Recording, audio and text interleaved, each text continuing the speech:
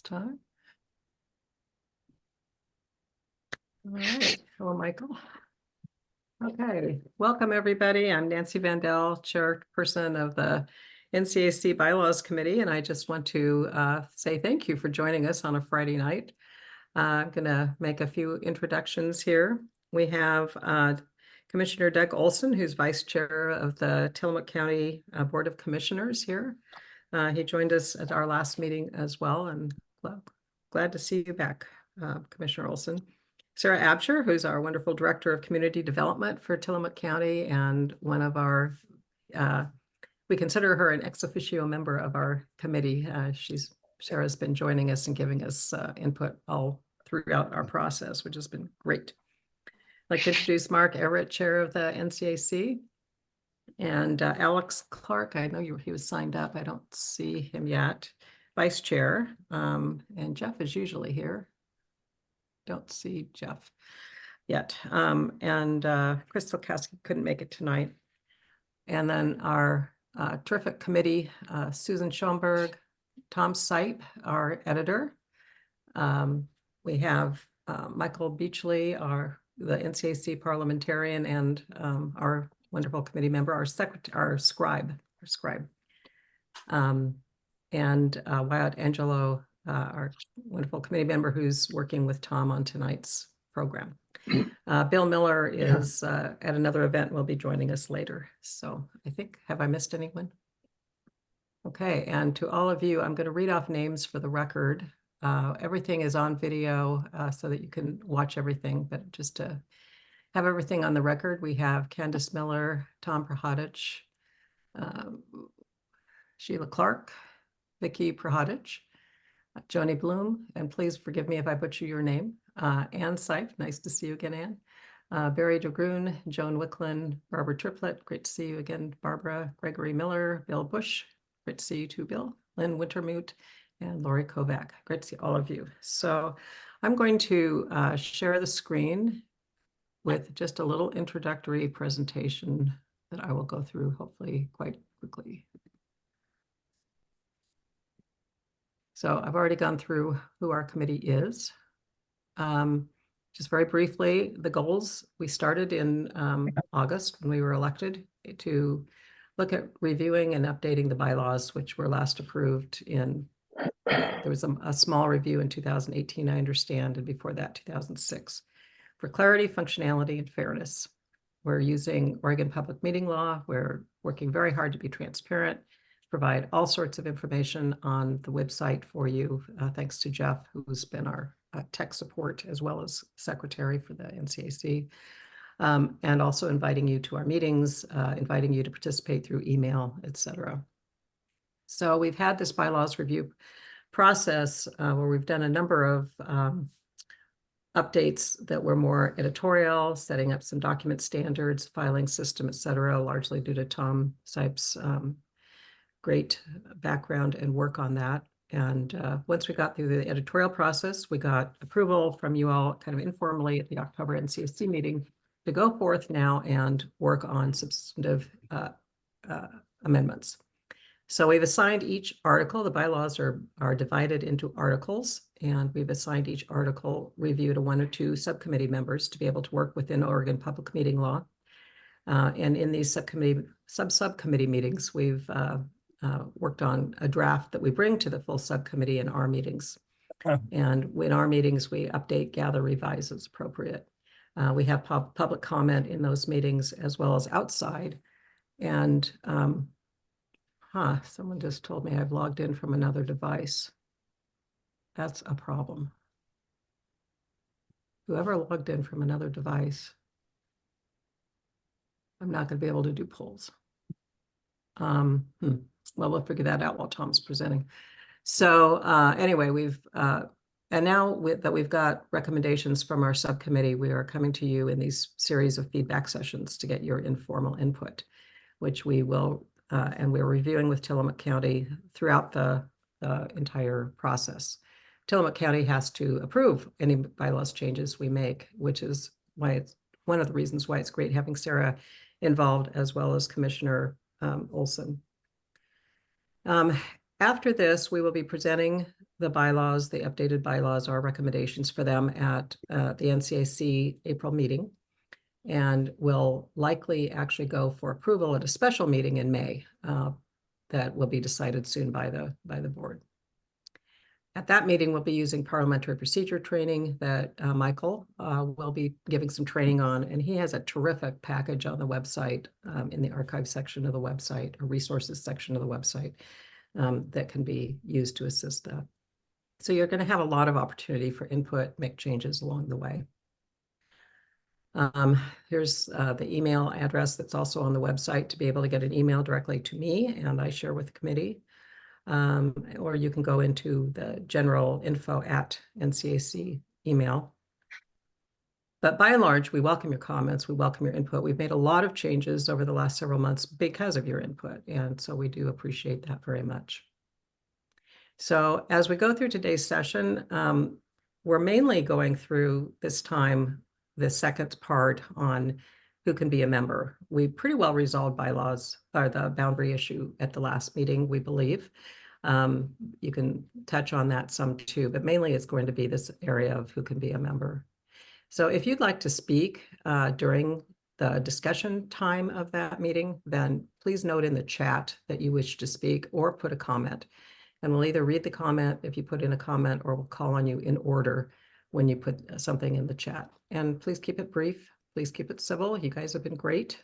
And we'll be taking an informal poll at the conclusion, a series of informal polls that Tom and Wyatt will take you through. And then we can discuss the article as a whole again if you have any questions about some of the other areas. So all meeting video and chat is public. And we have lots of interest in particularly Article 3, but we've had it in all of them.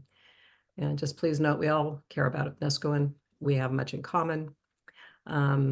These feedback sessions are all about your opinions and your questions. Our committee members are largely going to be listening and answering your questions. Also keep in mind that minority opinions are important to the county. So votes, as Sarah tells us, the whys are more important than the hows. The numbers are less important than the reasoning behind them, and everybody's going to have an opportunity for majority and minority input.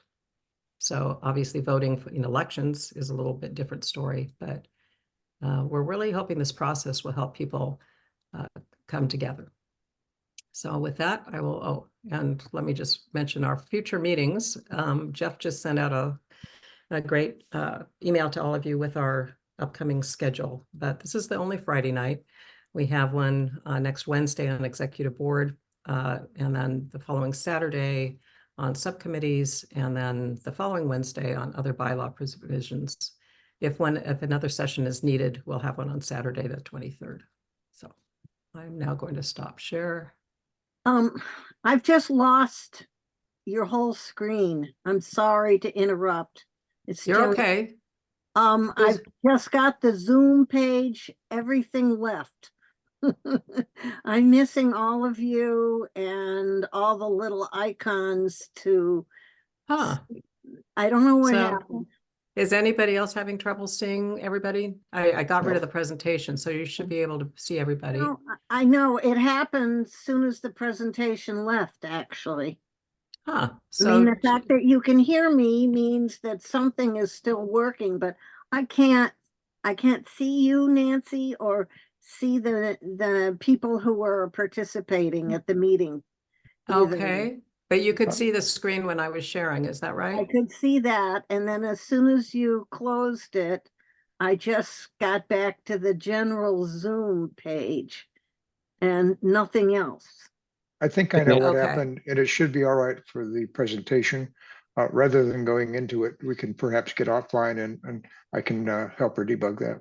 I think I know what happened. It's happened to me a couple shut times. Down Zoom, and I actually was going to raise my hand because I had something about option 1. Oh, yeah. You're back. Thank you. Who did this? Are you back? Are we back? I'm well, back. I don't know, Jody. You know, I'm glad it happened.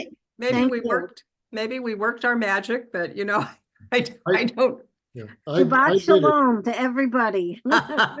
Michael's claiming credit. Anyway, I'm glad you're back. I'm not going to tell you how I did it. Oh, thank you. Okay, so we're going to talk about the options now with Tom and Wyatt. So Tom, do you want to take it away? I believe I set you up to do that. And it looks like Chris Silkowski has joined us, our treasurer. And thank you, Chris, for joining us. Welcome. I think that the reason you were when I logged in, it was asking me if I wanted to continue to make you co-host. So once I did that, I think now you could run polls. Okay, I'll look while Tom's presenting. Thank you. Okay, so just as by way of some context, we are in revision 6. Actually, you're going to see revision 7 of this, which I had not yet posted. We had a conversation this afternoon and decided that maybe we needed to alter the process a little bit to make it more fair. And I'll go into that when we get there. But anyway, here's an outline of what was changed since the last time that we presented this. And this is, except for the, as noted, this is up on the website. Okay.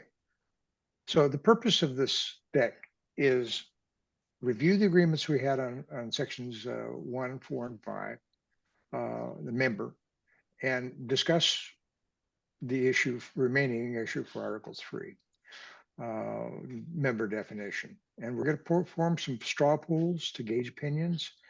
And then if we get some sort of consensus, I'll update the text live, hence the reason for revision 7. Mm-hmm.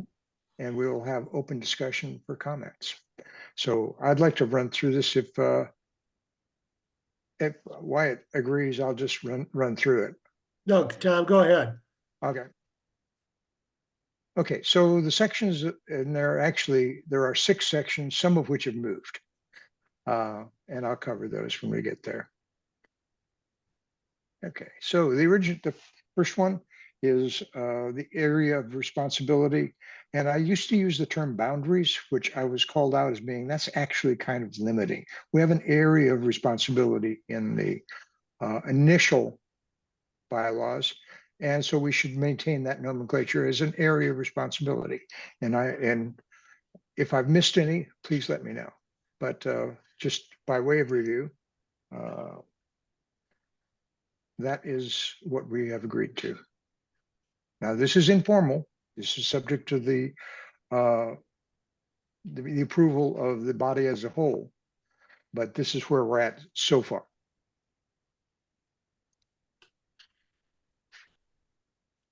And then next we have who can be a member. So we have done a lot of discussion on this, and the formal definitions of member, of resident, property owner, business owner has evolved over time.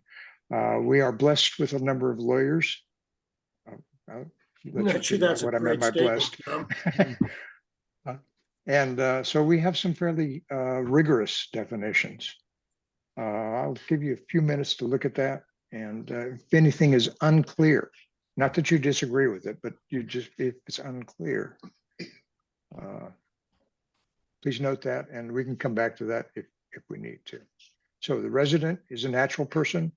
A property is a single dwelling unit, independent and self-contained living facilities, including sleeping, eating, sanitation, and cooking facilities, or a single parcel of undeveloped land, or a business within the NCAC area. And once again, the property owner is an owner of a record of real property. This definition won't be in line. It'll be in the back of the bylaws in the definitions area. But I do have some plain English, I hope it's plain English, definitions in line. So a business is a commercial entity verifiable by current registration to do business in Oregon through the Oregon Secretary's State Business Registry. And then a business owner is somebody who owns that. And there's lots of different kinds of ownership. So we hopefully have listed them all. So we've had a lot of discussion, as I mentioned, and in favor of restriction of the membership and opposed to restriction. Just for those who haven't been in on the conversation, currently the bylaws don't stipulate as to how many people from any given category of people can be members of NCAC and hence voters. There has been a concern that that might not be fair, that one group may have more numbers than another, that there may be some situations where maybe multiple owners own a property and each one of them would have a vote, and that might overwhelm people who are here. So I'm going to go through them briefly. Multiple owner property, in favor of the restriction, multiple owner properties could have undue voting power. Residents outnumber owners, so the owner's interests may be compromised. You may notice a little bit of contrast there. People who live in Nesquin should have more say than people who own interests in Nesquin. We need a level playing field between residents and interests. I wasn't quite sure where to put that, but I think that means restriction. If Nesquin was incorporated, then non-residents would have no vote. Interesting point. In opposed restriction, we have no way of detecting or enforcing limits on membership. It is going to be on the honor system. We are not a policing organization. We have no resources. Furthermore, we don't want resources to do that. That would be a big headache. The county has said that NCAC should be inclusive rather than exclusive. That weighs in on our deliberations in the subcommittee. It seems undemocratic to prevent any resident from voting in their home community. Making a rule that we cannot enforce has no, excuse me, making a rule we cannot enforce has no effect other than possibly creating ill will. And we are solving a problem we don't currently have. There's some dispute about that. And we want to increase membership participation, not limit it. Now, I think it would be useful, if you agree, Nancy, that if we have other opinions, or should we wait for the end? What do you think we should do? I'm suggesting we go through all the alternatives, Tom. Okay. It's up to you, but I kind of think if we go through all the alternatives, people will know more what the series of questions are, and then have a discussion. I see your hand, Joni, and we're asking that you put things in the chat when you have a comment, because we don't always see hands particularly when we're sharing. And then when we get to the discussion, I don't think I raise my hand. I can wait until you're finished with all of this, but the chat doesn't seem to ever be addressed.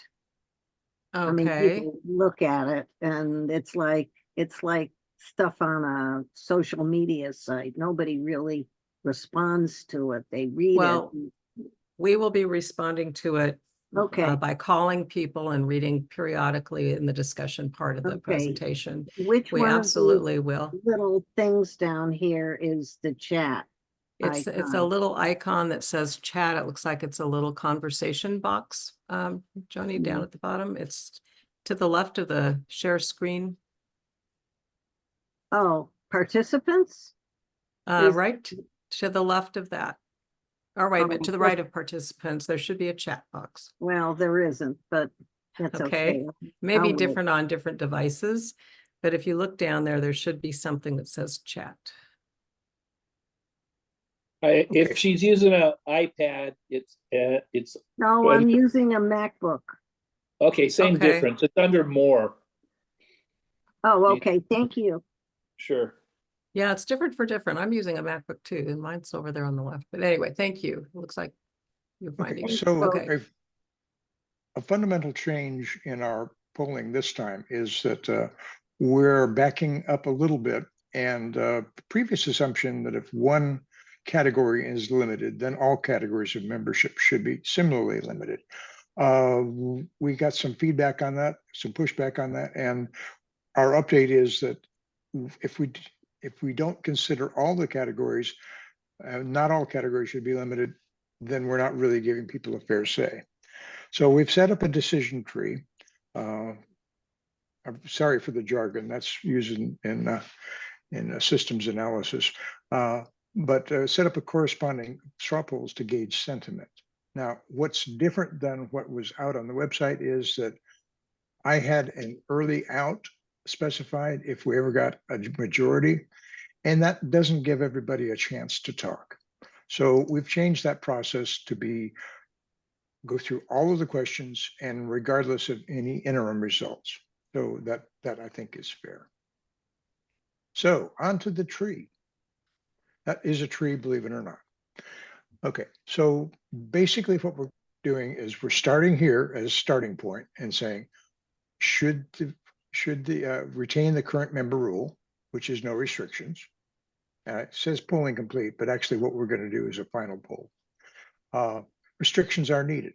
So that's the first question. Then we go on to other questions. So I think probably it would be reasonable, rather than getting people lost in this, if we go ahead and do the first question. So right now we are on that one.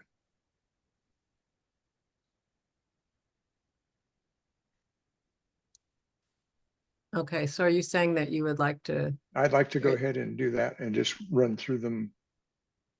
Okay, I think we need to have some discussion before we poll though, right? Okay. Okay, so at this point, please, if you have any questions or comments on this chat or on this chart, basically what we're looking at is, as Tom said, is do we want to retain our current situation? And I see you, Tom. Thank you, Tom, too. Or do we want to have some limits on membership? And if we want to have limits on membership, I'm just re-saying what Tom said. Do we want to have them equal across types of categories, or do we want to have different options? So I think it's worth having a discussion, or we could have the poll and then have discussion. So Nancy, can I say something real quick? you bet, Wyatt, and then we're going to go to Tom Prahodich. It seems one of the things that we should elaborate on is this. One of the things that we have tried to address is the inequality of persons who may not be residents but own properties that have multiple owners, which you look at the definitions, but also, for instance, family trusts that own properties where they may be 10 or 15 beneficiaries of that trust.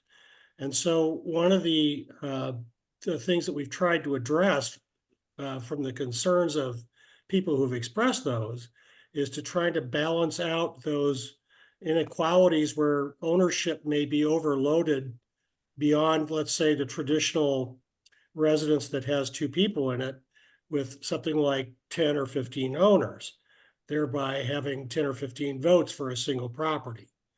And so if you look at the definitions as you consider what your preferences are, they were designed to try to offset that potential risk.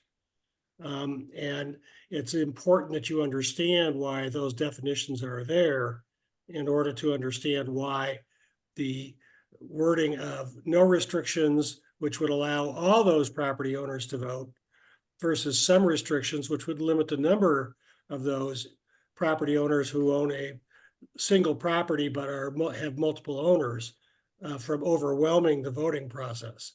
So that, I think, gives you some context to consider the question. Thank you, Wyatt. That's very helpful. Tom Prahodich, what would you like to say? And maybe if we stop sharing, maybe we can all see each I other. lost the. What's that, Tom? I get 2 minutes, right?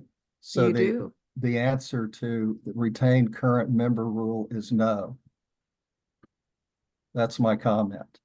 Yes. So that you're advocating for that comment. Yes. I'm advocating, as I think almost everybody knows. I'm advocating for option 2, which and I've expressed why in countless meetings and Yes. in emails.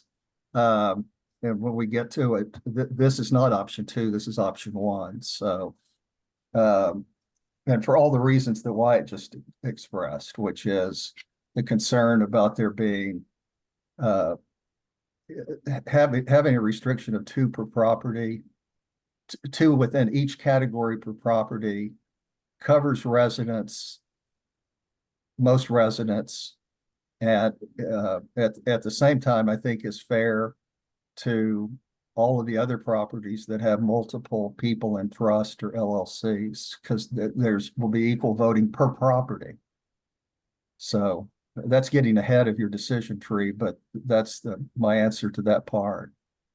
Well, thank you for that clarification. And Chris Slakowski, I still can't get to the poll even when we're not sharing. For some reason, when you logged in, I'm not able to get to the poll. Hopefully the results would still go to my website thing, but I would be able to like to get to that. So if Michael, I'm going to put you on for, if you want to speak, please put something in the chat. Right now we have Candace Miller is saying, I agree with Tom. Also, does a person who owns more than one property gets a vote for each property or just one vote? One vote. One vote. One So, person, one vote. so yeah, one person, one vote. And I just want to make sure I'm understanding the question. Yes, you only get one person, one vote. This is very key. Joni Bloom is saying, you found chat, Joni. With this option number one for deciding who may be members, I think that residency takes precedence over property ownership, home ownership, or renters. These are the people who are residents of the village. Perhaps the best way to determine who is qualified to be a member is to go by the voting logs of Tillamook County. If you register to vote here, then you are qualified to be a member. Even if Nescowan is not your primary residence, you are able to register as a voter here, which to me at least indicates you have a vested interest here and not just a property owner. I've known people whose primary residence is elsewhere, but have been a registered voter here. Barry Dragoon is saying if a property has more than one owner, then their vote should as a portion of the total ownership. So I think you meant should count as a portion of the total ownership. So like if you've got, say, 12 owners, then each one would have a 12th vote. Correct. Okay. So before I get to you, Michael, I'm just going to mention that we do have a few principles that we've agreed on that we certainly can discuss tonight. But as Sarah has mentioned to us a number of times, we need to be inclusive, and we're not likely going to be cutting out people who are normally or disenfranchising people who are already members. We're trying to come together through all of this. And so that's kind of a guiding principle. But one of the decision tree that Tom has gone through allows us to talk about whether residents should have more property or more voting power versus non-residents. And that'll be something where you can provide input tonight. The other issue that's come up as we've discussed things is that we don't have the capacity technically to be able to do policing. We don't have ability to divide votes or figure out on the fly who is a legitimate member or not. It would be on the honor system. We've gone through that to see if there's some other mechanism to be able to do that, but we're not. So those are kind of two guiding principles we have going forward as you think about this. So Michael, thank you for being patient. Yeah, thank you, Nancy. Many comments have been made about multiple owners in the property, and so it's appropriate that I step up and explain.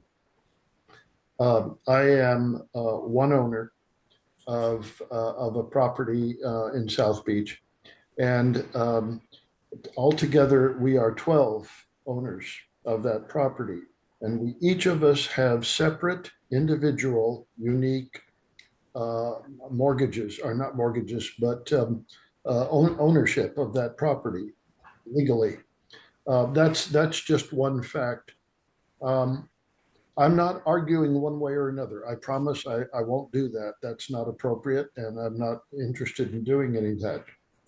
But what occurs to me is the multiple comments made by the county, Sarah, particularly, that we are an advisory group, and that our task is to advise the county on how our community feels about one issue or another.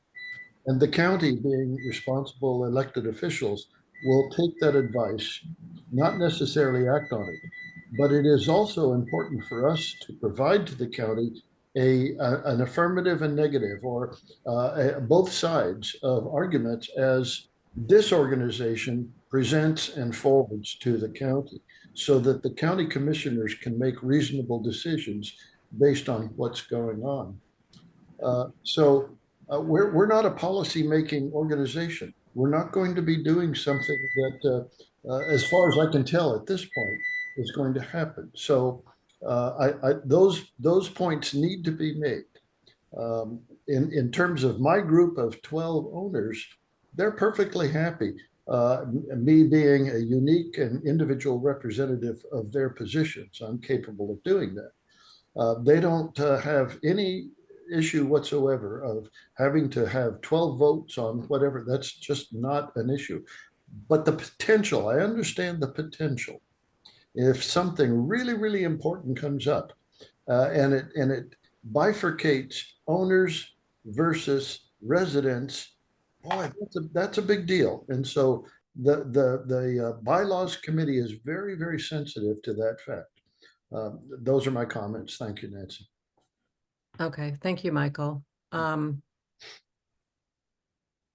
Okay, and Chris is going to log off so that maybe I can actually see the polls. Okay, so we have Sheila Clark. This organization needs to represent everyone. All property owners should have the same and fair treatment, regardless of who lives here full-time or not, and that should include membership and voting rights. And Chris Silkowski says, I see the polls and can try launching them if needed. Now he's telling me through our texting that he may be logging off, and we'll see if we can do it. And Tom Prahadich, can I address Joni and Michael? Yes, you may. Very, very quickly. Respect both of your opinions, but to Joni's point, this organization and its bylaws has always given equal representation to residents, property owners, and business owners. And so, although I'm a full-time resident, I do not think it's fair or equitable or democratic to give residents a disproportionate vote.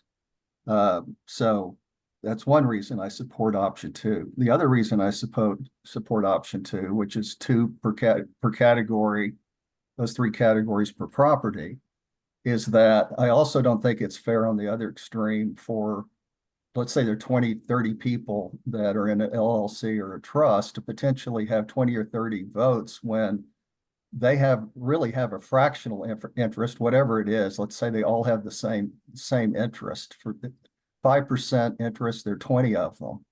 They have a 5% interest in one property, and a resident has a whole interest in the property.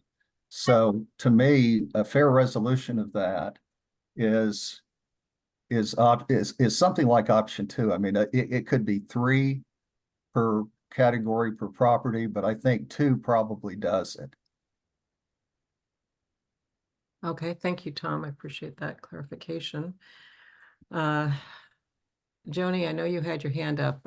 We're kind of going through the chat, but I didn't know if. I know, but nothing gets elaborated properly through the chat. That's All like, you have to do is say, I want to speak, or just speak, and then we won't read you your comment. You can talk. Does that sound fair?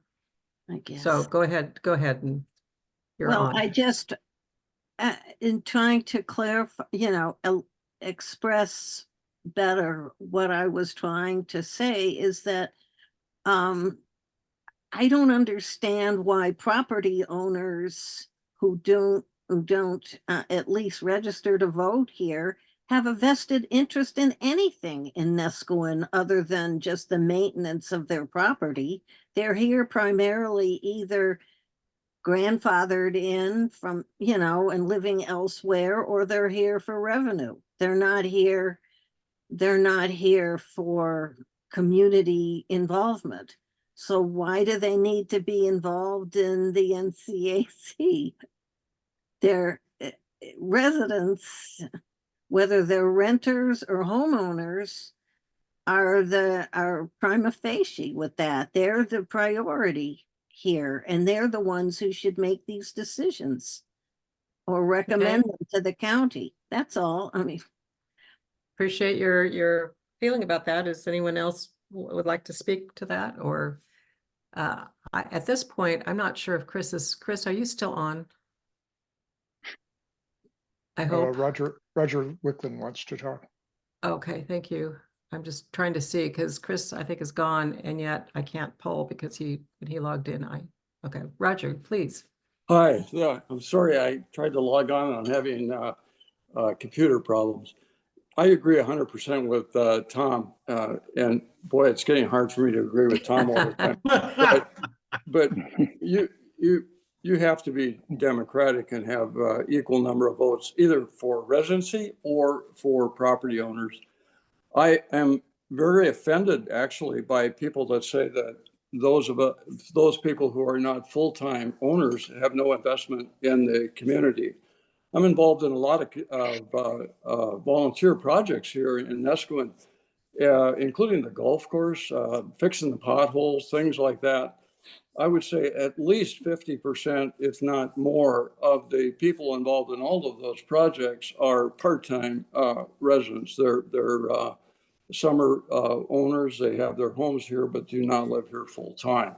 As a matter of fact, I think most of the people in the golf course are vacation people. The other thing is that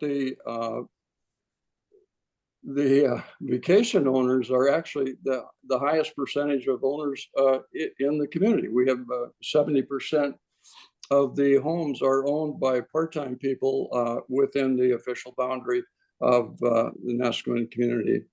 And the recommendations we're making to the county, the ones that are the most important are like the new community development plan and land use plans.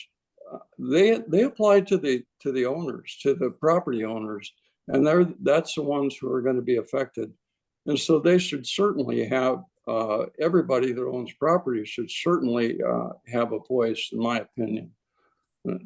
That's all I have to say right now. Thanks. All right. Thank you, Roger. Mark Everett.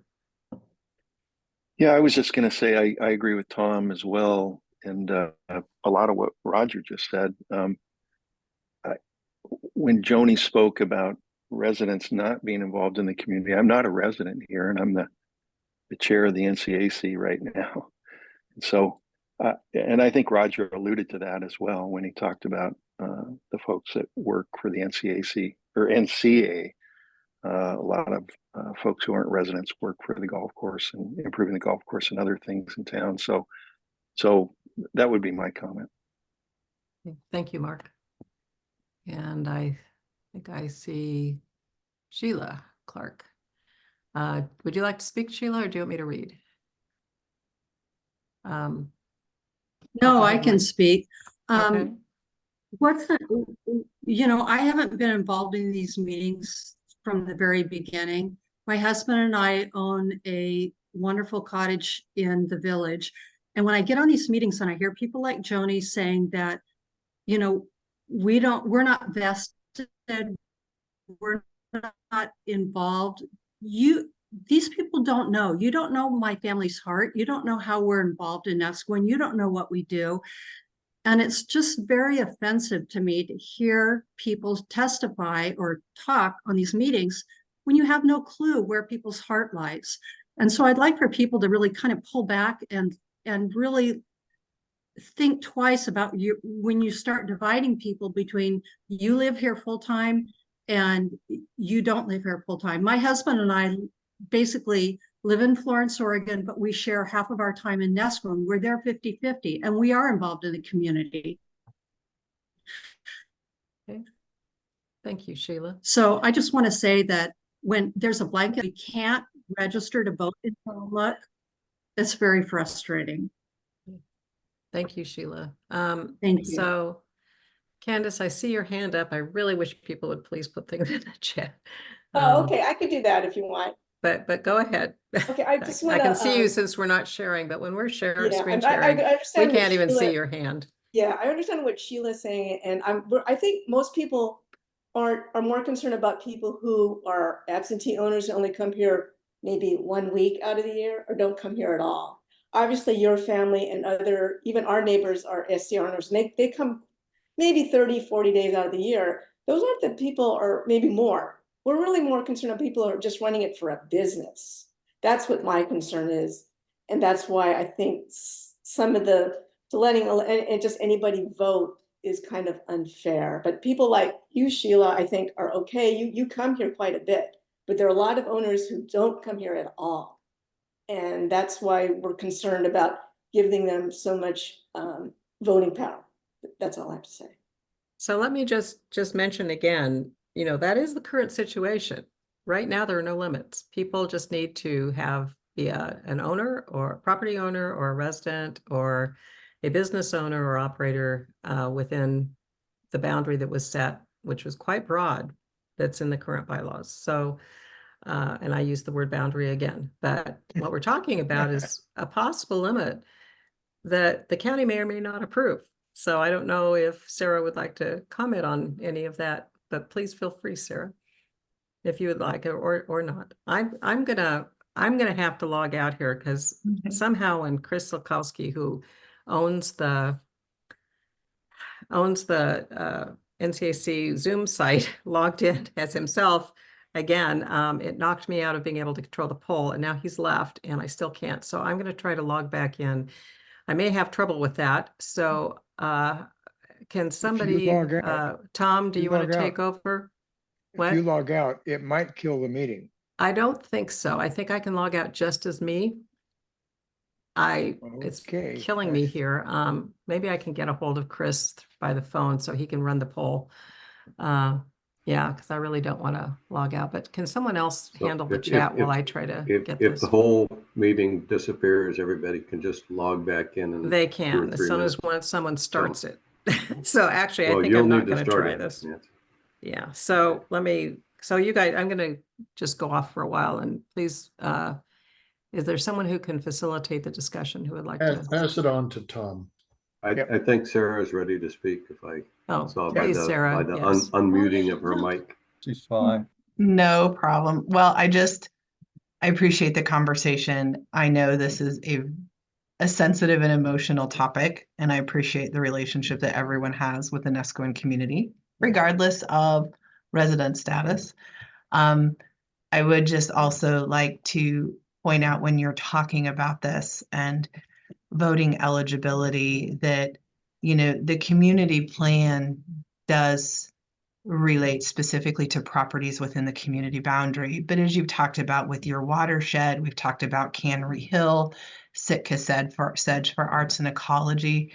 You know, I just want to remind folks that door swings both ways, right? There's many of you in the community that don't live in these other areas, but you do feel a strong tie to them. You have a connection to them, and you do feel that things that could occur on those properties also may, you know, impact what you feel is your quality of life in Nescoan. So I just want to acknowledge everyone's feelings and just also kind of keep that in everyone's mind as you talk about these really important issues. And also just want to ask that maybe we be a little nicer about the comments that we're talking about, especially in the chat. Just, I don't think it's necessary to point people out or separate residents in the way that it's happening. So thank you for that. Thank you, sir. Tom, you wanted to talk? Yeah, I wanted to address something that Nancy said. I don't think it's true that the way the voting rules exist now have no restrictions. I think it's ambiguous because as Patty Enot, and again, I'm not an Oregon lawyer, I'm a Texas lawyer, but as Patty Enot pointed out last time, if you're a trust or an LLC or a corporation or a partnership, then there's a very strong argument that you can only vote through one person who is a personal representative of those entities. Now, there's an argument on the other side too, which is, shouldn't beneficiaries or partners or shareholders be able to vote? But I think it's ambiguous. And that's one of the reasons I think that we need to be both precise and fair. You know, I've talked about this a lot because any organization that allows voting, its legitimacy turns entirely, or the bedrock of its legitimacy is how it conducts its votes and who can vote. I understand that there, we've discussed this before, that there are certain issues that we're going to make recommendations on, that the county and particularly county commissioners are going to look at both sides, look at the arguments. But it still matters how we vote. It still matters that there's a majority and minority position. It still matters, certainly elections of officers and subcommittee members. And to go back to something I said some time ago, the organization has always allowed equal representation for the three categories. And I think that in part that is because a lot of what we do is land use. It's not all of what we do. I mean, as we've discussed, but all of the issues affect, frankly, everything we do affects property. And the residents are not the only ones that have property. I mean, so again, I'm a full-time resident and I want full-time residents to have a say and a voice. But I think we have to be fair. Okay, thank you That's both. all the- I'm back. So That's if all, you'd that's like all to- the comments. Yeah. Now we got somebody, Michael. I do want to say this to Nancy too. The first thing I said, Nancy, I don't think it's unambiguous that the voting rules that have existed, membership that's existed in the past, provided for no restrictions. I think that's ambiguous because an LLC or trust or partnership or corporation should generally in most states, in most law, vote through only one person. And so you can read it either way. That's why I think we need clarification. Yeah, and you've raised that very eloquently in writing and verbally. So thank you, Tom. I want to introduce Bill Miller, who has joined us. He's the other member of our committee, and thank you, Bill. Good evening. So sorry I was a little late. I would tell you the long story, but it's pretty boring. Okay, then we will not ask. Michael Beachley, and then Chris will be available to come on a poll when we're ready here. So. Many of you know by now that I'm a communication professor at Oregon State. My concern is not about voting. My concern is to provide the greatest opportunity for people to make their case, to provide their positions, to speak their mind, and to make all of those comments available to the county commissioners so that they can do their job. It's a very simple process. None of us on this bylaws subcommittee are interested in limiting people's opportunity to speak. Somehow that gets translated into voting, and voting in itself, aside from context or content or anything else, becomes a sort of a sacred cow. There's us versus them all of a sudden that gets introduced in this situation, and that is not that's not creative. That's not workable. That's not what we're about. What we're about is gathering together the greatest ideas that this organization has, producing it in a form that the county commissioner can make sense about what the people think, and moving it forward, period. Okay, thank you, Michael. And I think that has been, I think, a great thing that's been happening over the last many a year. So I think, are we ready to try a poll at this point? Is there anyone else who would like to talk before we do a poll? And I'm going to text Chris and say, we are ready. Chris is eating. So. I'm going to share the screen so that people can see the question in the background.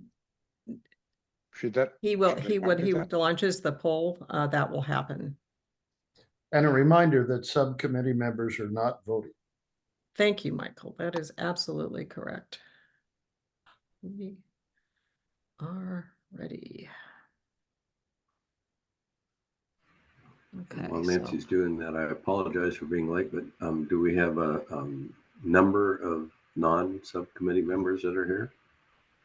We do. We have quite a few. Let's see how many we have here. We have 25 participants total for tonight, which is great for a Friday night. We have our 6 subcommittee members, so that leaves 19, and I don't believe Sarah votes, and I don't know if Supervisor or Commissioner Olson will be voting. So I'm guessing we'll have, if I'm adding correctly, 17. I'm bad at counting. Oh, great. I really appreciate you 17 or 18 or 19 showing up and giving us input. It's very useful. So Chris is logging in now. So Commissioner Olson will not be voting. I'm simply here to observe, and I'll offer an opinion from a higher level when you get all done, if that's appropriate. Okay, we would love that. Thank you. Super, Commissioner Olson. Okay, and I see Hillary has joined us, and Hillary Gibson and Matt Gill, since we introduced earlier. So sorry for these little technical difficulties. I'll try to figure out, I think there are cookies involved, Chris and I have decided, with both of us going in on the same Zoom account, that has caused a little, it's the first time Chris and I have both been together, I guess, when we're trying to poll. Cookies, huh? I was told there were Cookies. going to be cookies. Wouldn't that be nice if we could Yeah. actually provide you all with cookies tonight? Would you like those cookies to be texted or emailed?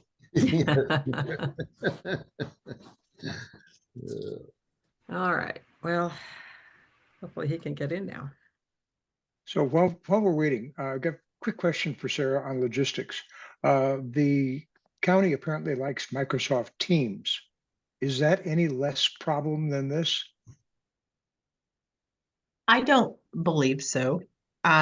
It's apparently supposed to be more secure, which is why government offices switched to Microsoft Teams. What I have not ever done with Microsoft Teams, though, is the polling that you guys do. And that is such an awesome tool for your meetings.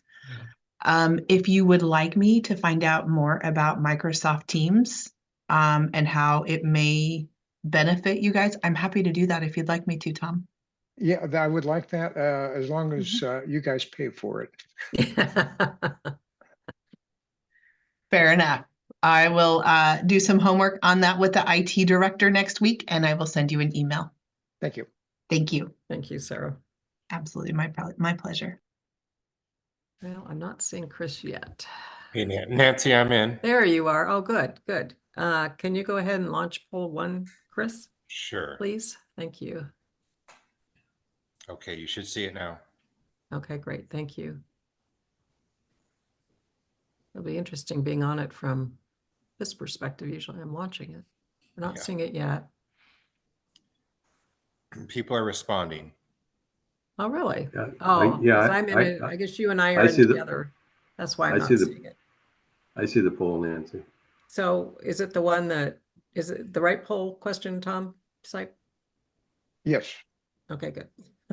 I did number it correctly. Good thing I spent a little time making sure they were organized at this point. I think they're in sequence. So Chris, we were talking, I don't know if you're on yet. There should be a max of 17 at this point. Oh, now that would be you just added in. So yeah, I still think 17 or 18. There's 13 of 24 have responded so far. Great. Yeah, the subcommittee is not voting. That's what the difference is. Nor Sarah Absher or Doug Olson. Commissioner Doug Olson. Thank you. The Honorable Doug Olson. That would mean that everybody's voted, I think. We have 16 of 24. That's it. Do you want me to Okay, go is ahead and end it? everybody done, or is someone still working on it? Okay, I guess that's it. So if you could please share, Chris. Stop the poll and share. Okay, sharing results now. And then you can go in and show the detail with the comments. And then I'm going to see if I can capture it off the website.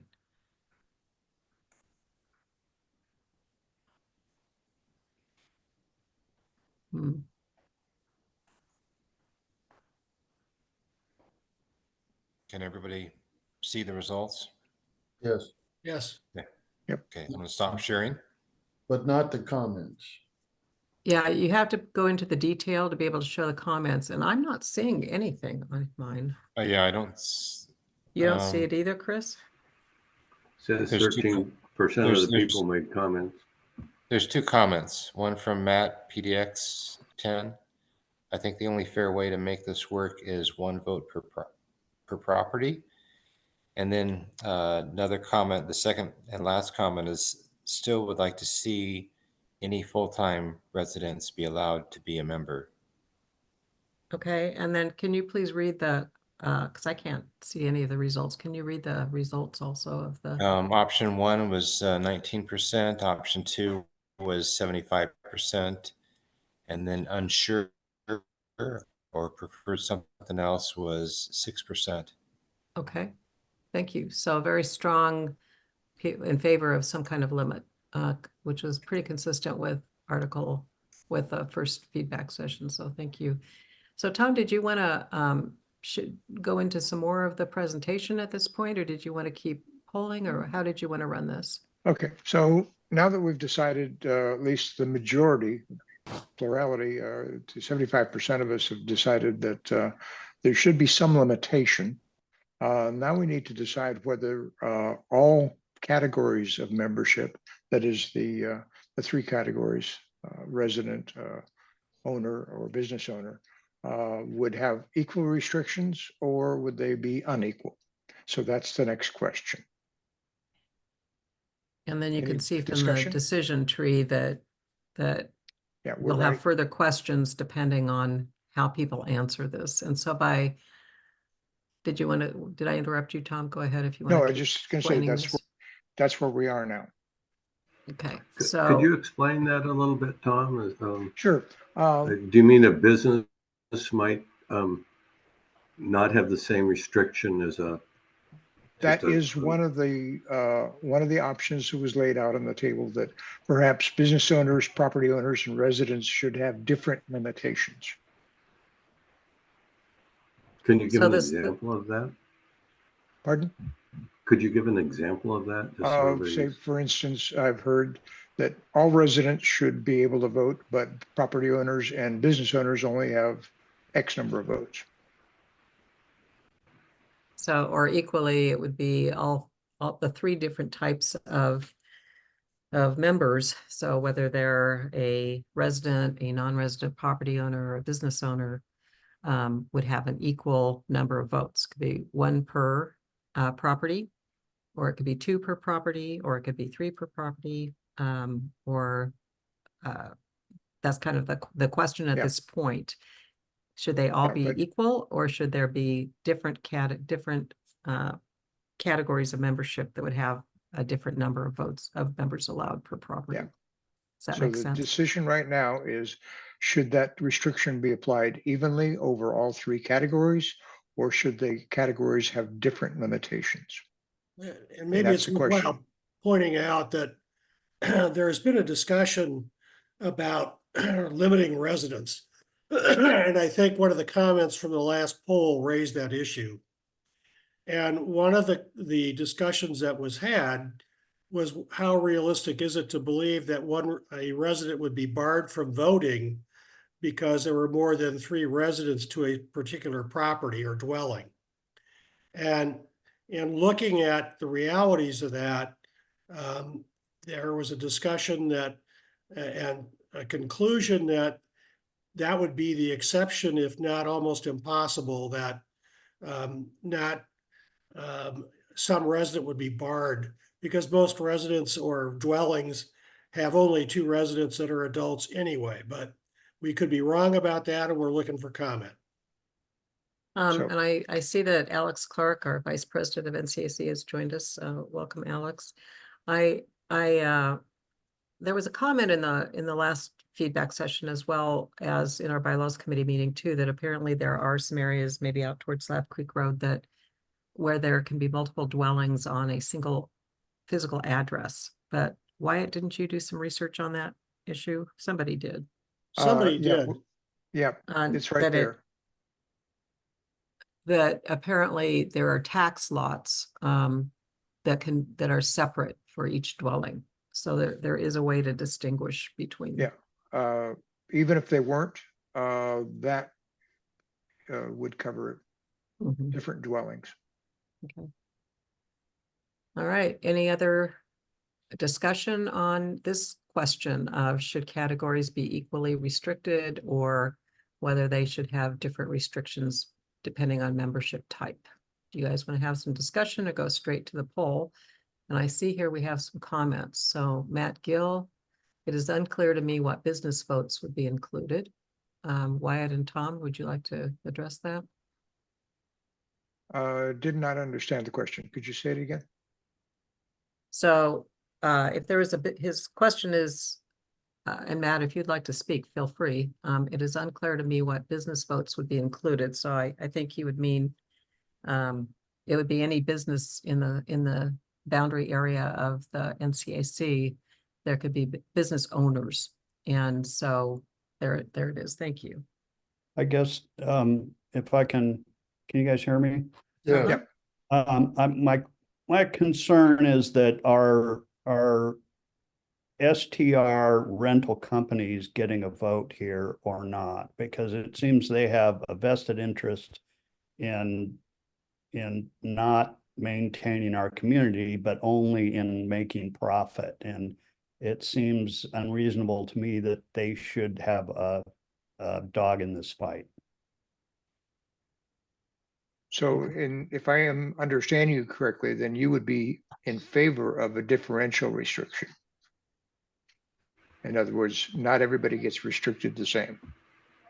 I guess that's, yeah. I guess Sounds that's like he's saying they shouldn't get any vote at all. Well, that's a different question. No, We're trying to go down the path. I'm sorry, Tom. This is Tom too, since I helped on this definition.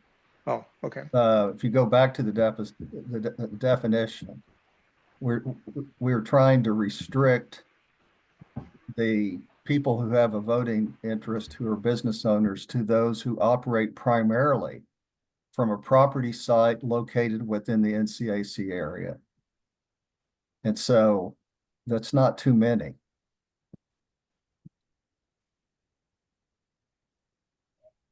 Okay, thank you for that. That's much clearer. So Tom, this is Sarah. To clarify, what you're talking about is like Gray Fox Rentals actually has an office. They have a business office in Nescoen, which is very different than Vacasa, who operates and manages short-term rentals in the community, but actually does not have a business office location within the community. Is that correct? Which Tom? Tom, you. Tom Verhodage. I'm in this context, I'm Tom too. But I mean, is that a good example just to try to understand? Yes. Okay. Yeah, because we had this problem with, and we never could reach a resolution with it about it on the STR subcommittee, whether people that, there are a lot of people, there are a lot of businesses that operate from frankly all over. I mean, far away as Tillamook and Newport and maybe even McMinnville, but they're not primarily located here. And so I think it applies to Gray Fox. It applies to the general store, to Hawk Creek, some of the properties, perhaps, depending on how they're held on breakers. My wife's yelling at me from another room as she has an example, but yes, Gray Fox. Okay. Does that answer your question? Could you elaborate on the example of a property held on breakers and how it's held? Or are you just saying if it's a individual that's? I don't know. I don't know if those are. My impression is that most of those properties are owned individually. For example, the Chelan has what, 812 property. They're property owners of that. They have 9. They have 9. Yeah. But I don't know that there is a separate business that runs that. If it did, No. they'd have votes. They don't anymore. Yeah. I think some of their owners go through Gray Fox and some go through other areas. So they have a manager anymore. We've gone since the 50s to so does that answer your question, Matt? Yes, thank you very much for clarifying. Thank you. So Candace Miller has a question.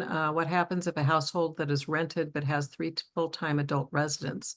So at this point, we're still trying to figure that one out. That's one of the things that we'll be going through in this decision tree, correct, Tom? Or Wyatt, do you want That- to answer her That is question? correct.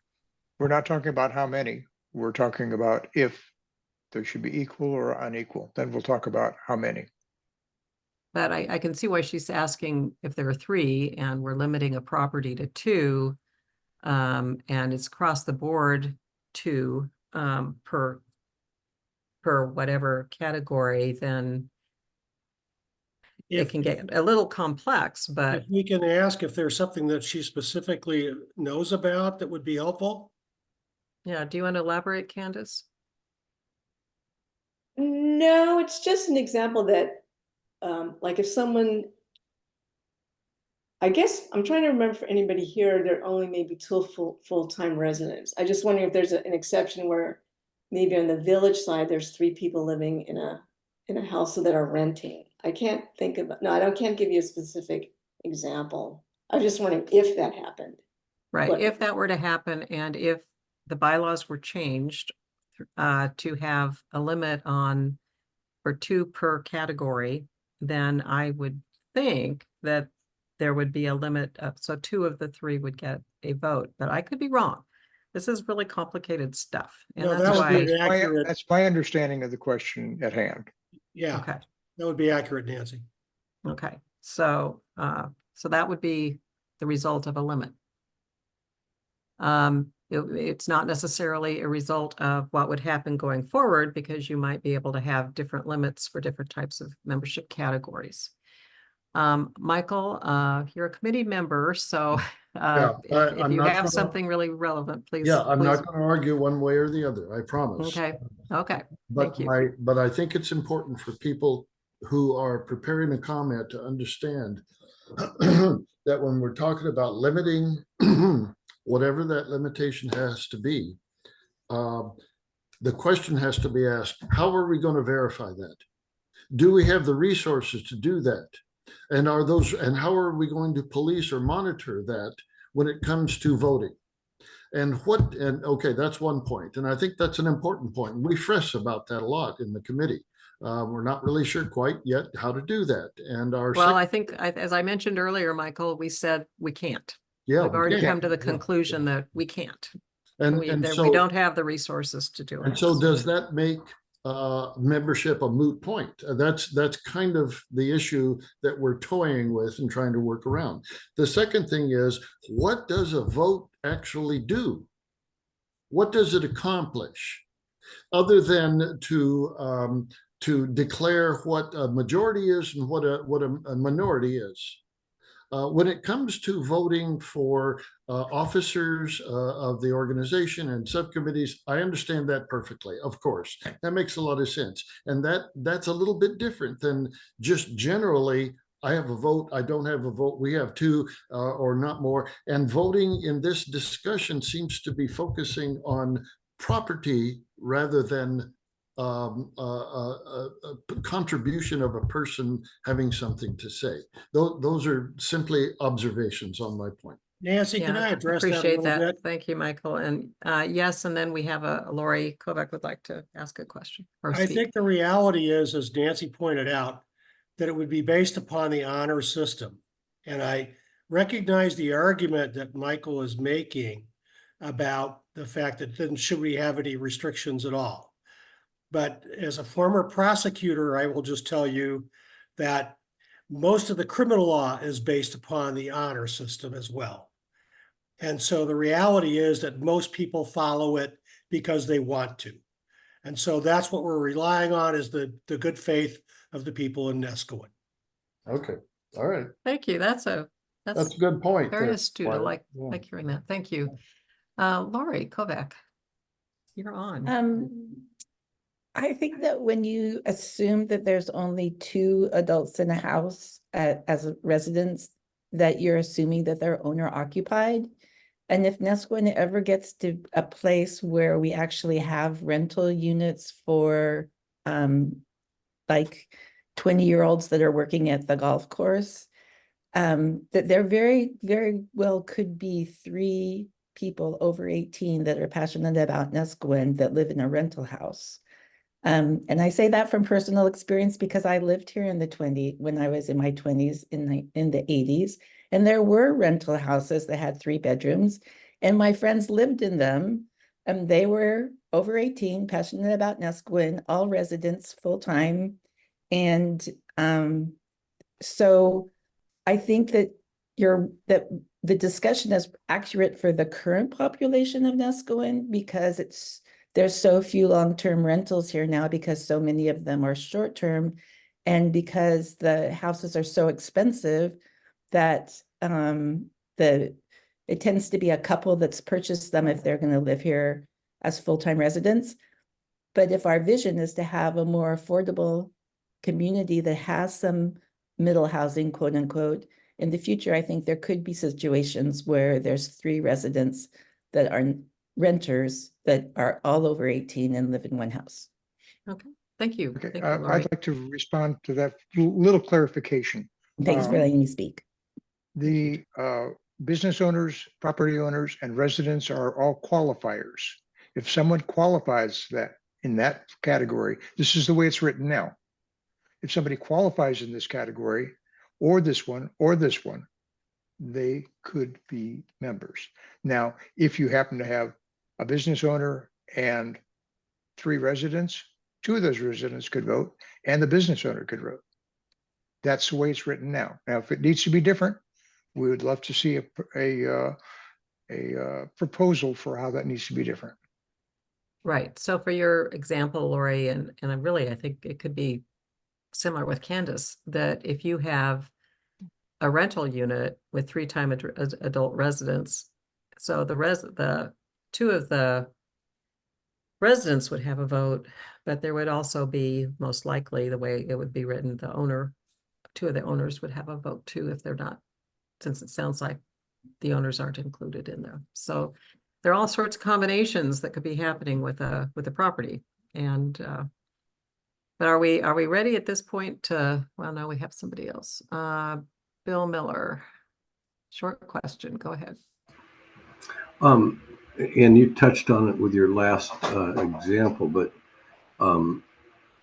if somebody owns a business, then so are they an owner and a business person? Is that 2 different categories, and they vote in each category?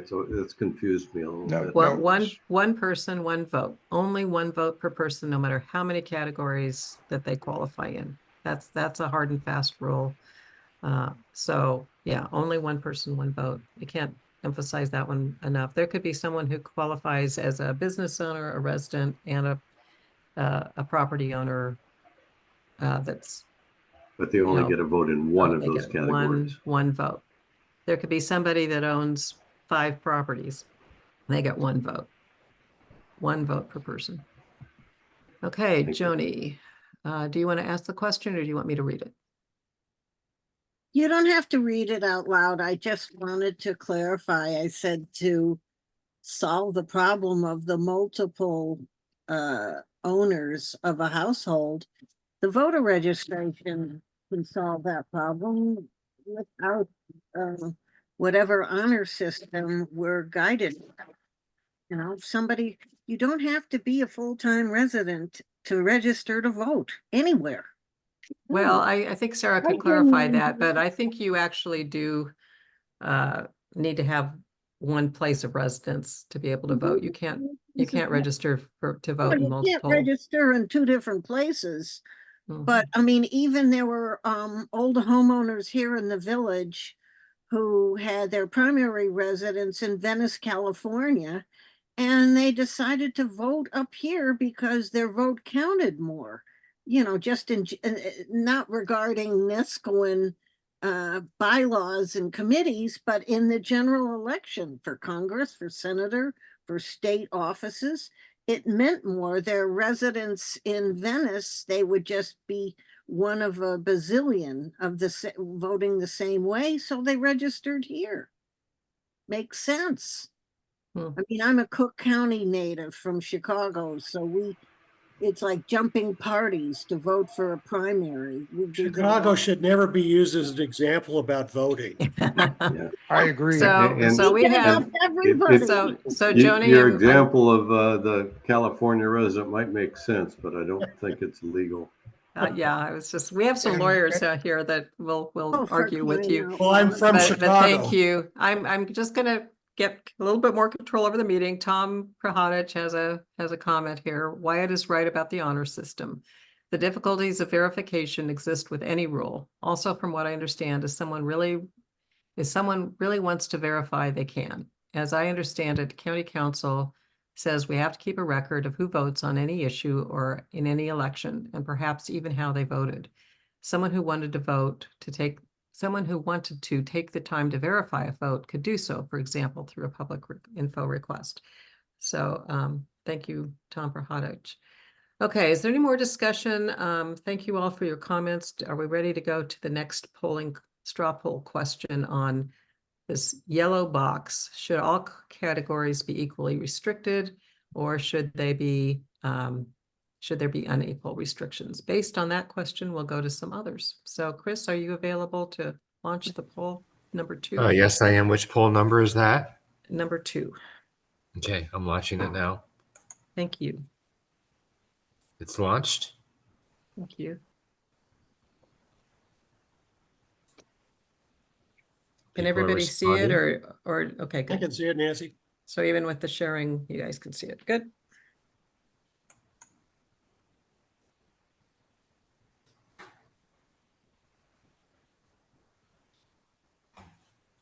So far, we have 9 out of 9 have responded yes,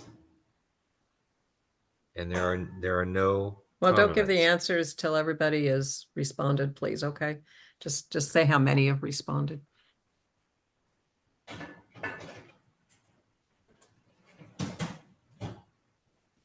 Don't want to skew it.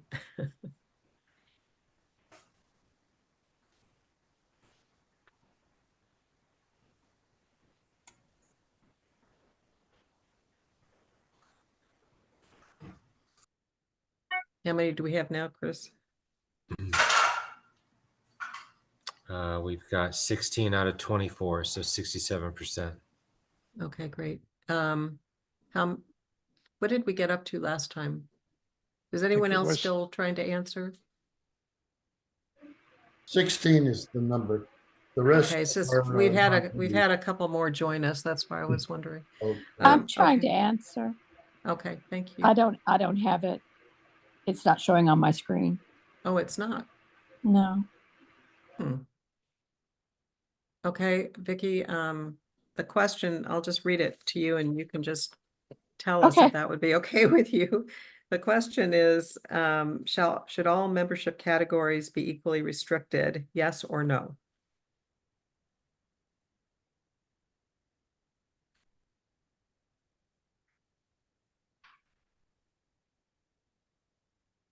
So if they're all equally Oh, okay. restricted. Yes.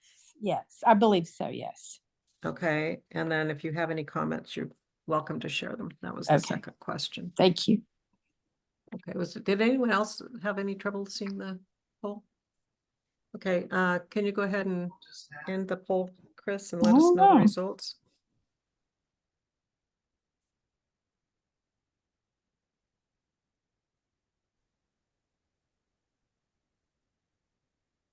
Are you there, Chris?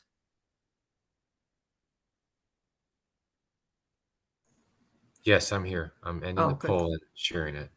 Oh, thank you. I can't see what's going on, so I think everybody else probably can. We did get one comment. Okay, and that- what were the actual numerical result or percentages or whatever? 75% in favor, yes, 19 no, and 6% unsure. And then the one comment is that not all membership categories should be restricted. Okay. Okay, thank you. So Chris, you are most likely getting the results on the website because I'm not getting them there either. And well, let me see here. Yeah, I'm not getting them. So you're probably getting tabs on the Zoom website that have the results, and I'm going to need you to capture them before you get off of Zoom, or we won't be able to. Just see if I can do anything from Zoom here. automatically saves that information to a file. So Okay, I've got it. I can- can get it. I was able to get it. So sorry. Yeah. Great. Okay, so it sounds like the majority would like to have equal limits, regardless of membership type. So Tom, do you want to go take us through Tom and Wyatt, take us through the rest? Okay, so we have, let me change the, anyway, we're at how many members per category? That is poll number 3. And as I recall, we have 1, 2, 3, or more. I think that's what we had. Yes, I can tell you here. I think we have, yeah, 1 member per membership category, 2 members per category, or more members per category, or 1, 2, or unsure more. or no opinion. Yeah. So, yeah. And we can modify that if people want to say 3 or 4 or 5, or, have an actual number. And that's the maximum number, Tom? Yes. It may not, the individual property might not achieve that. So if a property was owned by one person only and no one else lived there, they get 1 vote. Yeah. Right. If a business was owned by 2 people or 4 people, they would get 2 votes if 2 was the limit. Right.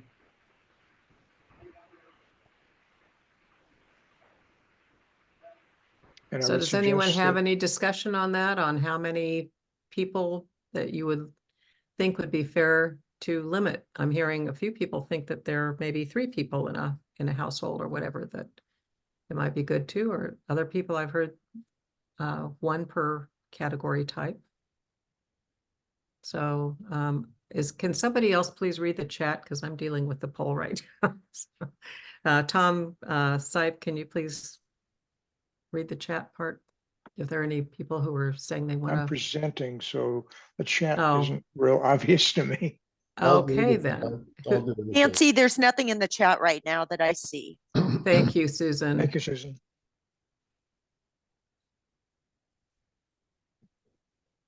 Usually I have Jeff down here recording, so.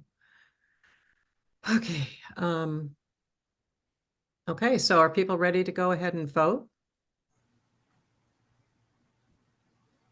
And I could suggest that if you want some number other than what is offered, you put that in the comments. Yeah, that's a good idea. Okay, so Chris, can you launch poll number 3, please? Launching now.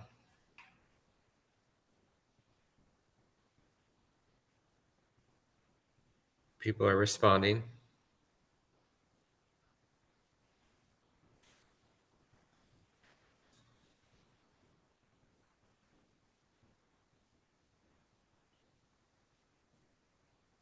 We have 15 people, 16, 17.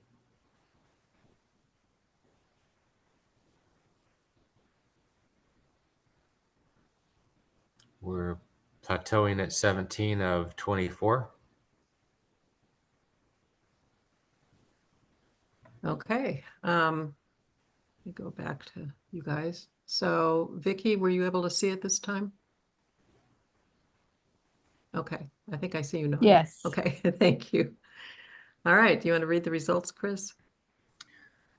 Sure, let me end the poll.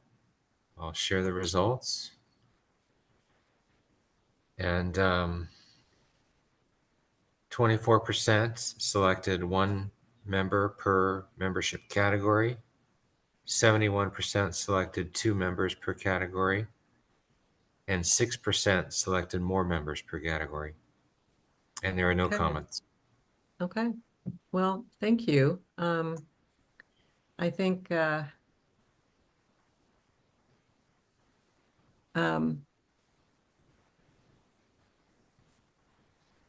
So it sounds like it's fairly definitive. So do people want to continue on and look at it? It doesn't sound like there's probably much of a point to go into restricting different types of categories. I just want to say to all of you, thank you for all of this. Does anyone feel like they would like that they've been heard or that they have any kind of issues? Because we really appreciate everybody's opinions tonight. I think it's been a good dialogue to discuss all of these different things, and certainly appreciate your energy in coming out on a Friday night. Do we need to, it sounds like, unless people object, I'm not seeing the point in going through the next part. What do you guys all think? We talked about maybe having a wrap-up poll, which is, can you support what's been indicated? And that might do for it. And if we get a substantial number that say they can't support it, then we'll go back and go through that. How about that? Right. Well, let me go in and see if I can write that one. So Tom, while I'm doing that, why don't you, well, is it letting me? Yes, it is letting me. In the chat, Roger Wickland would like to speak. Okay, Roger. And then while we're doing this poll after Roger speaks, why don't you go through the rest of the Article 3 just for people who weren't in there to begin with, Tom, understanding that we've come to conclusions on that, but at least explain to people what it's all about. Yeah, tentative conclusions. Right. That's true. This is Roger.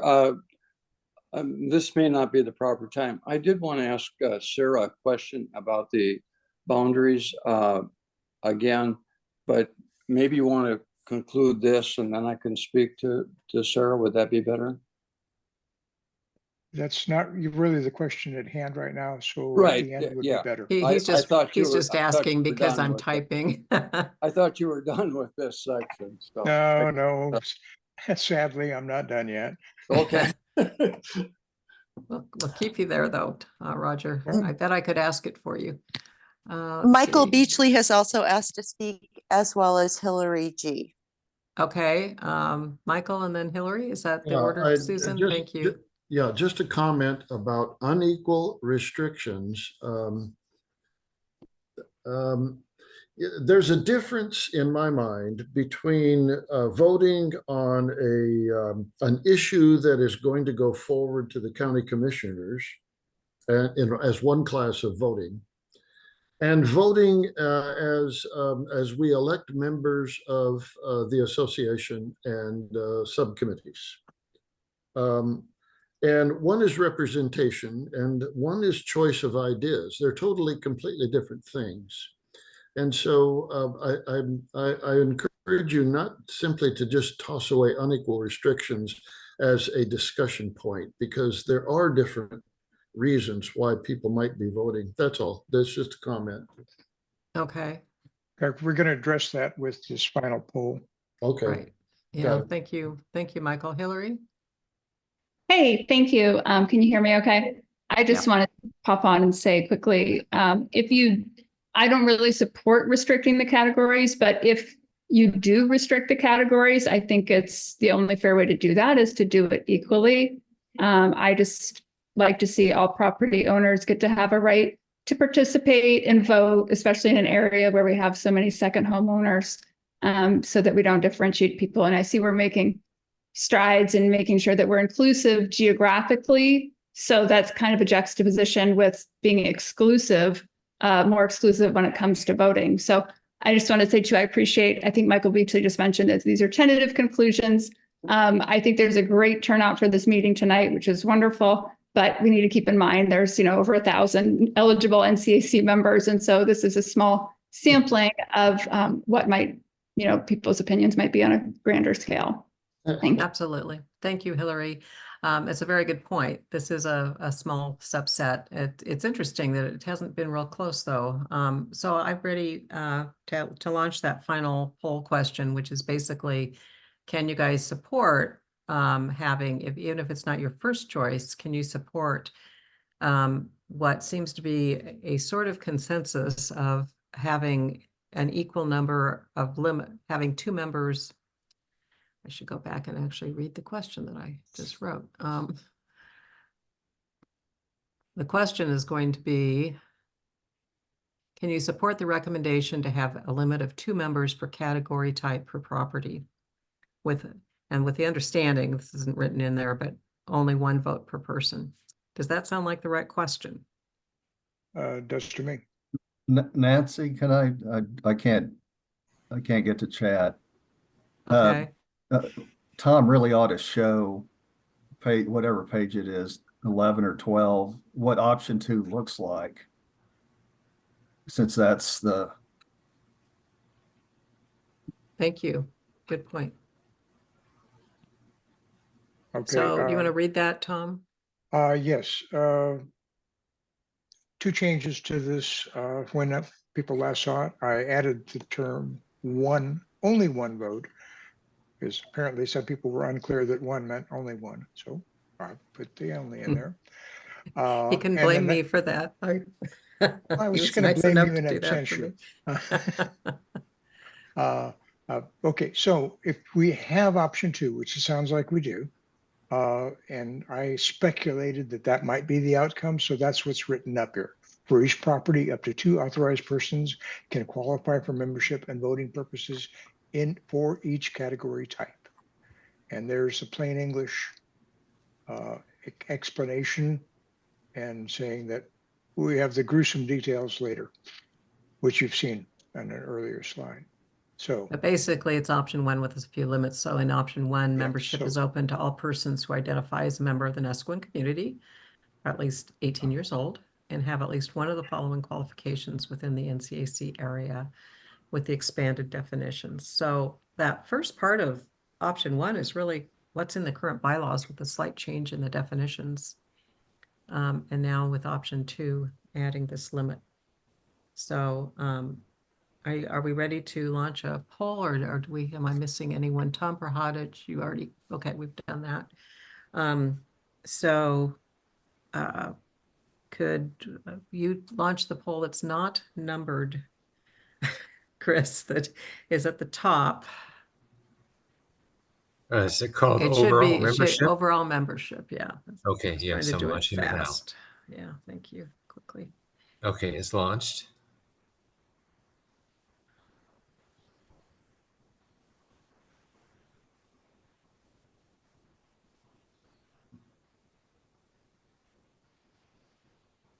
We have about 50% responded.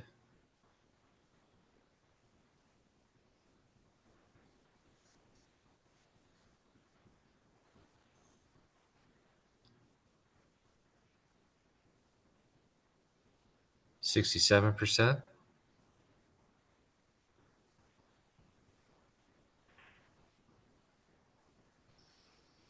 Seems to be slowing down at 67%, 16 to 24. Okay, I think 1 person had to leave, so I think we're good. I think. Is anyone still trying to answer? Okay, can you go ahead and close it, Chris? Yeah, any the poll now. We're not seeing the percentages like you had on the other polls, Chris. That's because I haven't shared it yet. I'm in the process of sharing it.